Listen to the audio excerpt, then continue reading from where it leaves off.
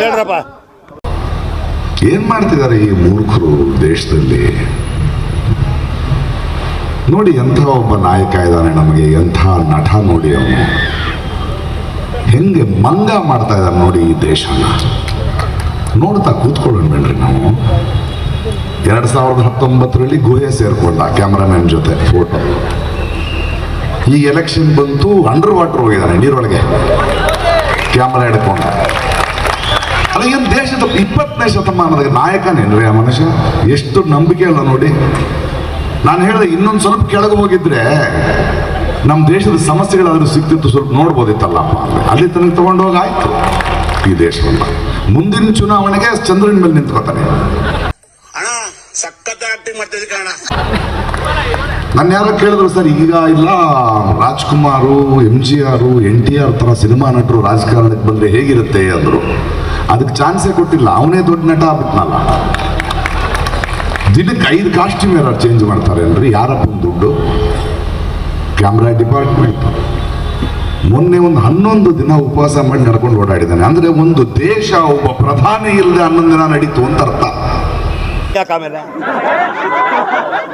ಯಾವ ಇವೆಲ್ಲ सबके साथ सबके विकास, भाइयों बहनों, आज रात 12 बजे से ಕರ್ಕಶವಾದ ಲೌಡ್ ಸ್ಪೀಕರ್ ನಿಜವಾಗ.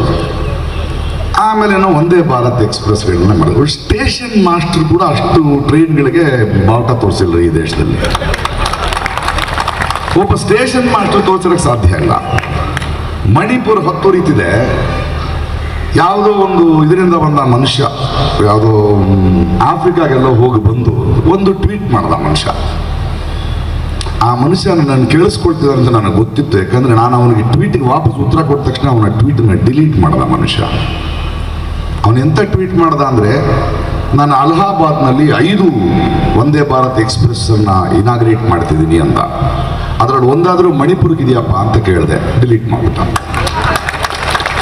ಅಂದ್ರೆ ನಿರಂತರವಾಗಿ ಪ್ರಶ್ನಿಸಿದರೆ ಕೇಳಿಸ್ಕೊಳ್ತಾರೆ. ಈಗ ನಾವು ಪ್ರಶ್ನೆ ಮಾಡಬೇಕಾಗಿದೆ. ಭಾರತೀಯ ಜನತಾ ಪಾರ್ಟಿ ಮತ್ತು RSS ನಂತ ಕಿಡ್ನ್ಯಾಪಿಂಗ್ ಟೀಮ್ ಈ ದೇಶದಲ್ಲಿ ಇಲ್ಲ. ಯಾವ ಬೋಳಿ ಮಗ ಹೇಳಿದ್ರಿ? ಏನ್ರಿ ಅದು ಮಾತಾಡೋದು? ಏನ್ ಮಾತಾಡ್ತಾರ್ರಿ? ಯಾವನ್ರಿ ಅವನು? ಭಗತ್ ಸಿಂಗ್ನ ಕಿಡ್ನಾಪ್ ಮಾಡಿದ್ದಾರೆ.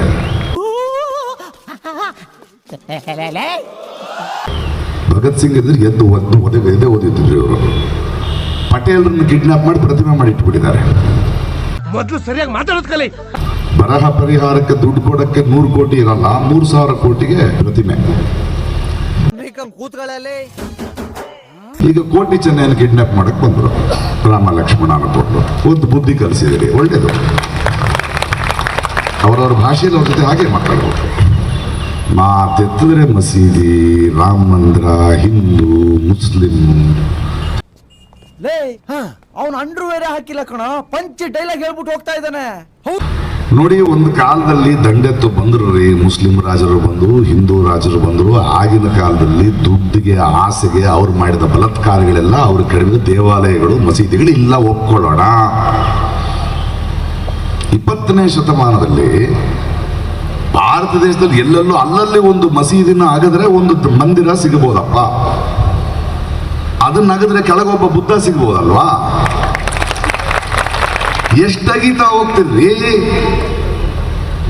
ಒಂದು ಅದ್ಭುತವಾದ, ಸುಂದರವಾದ, ಅಭಿವೃದ್ಧಿ ಹೊಂದಿರುವ ನಗರವನ್ನು ನೀವು ಅಗದ್ರೆ ಕೆಳಗೆ ಹರಪ್ಪ, ಮೊಹಂಜದಾರೋ ಸಿಗಬಹುದು.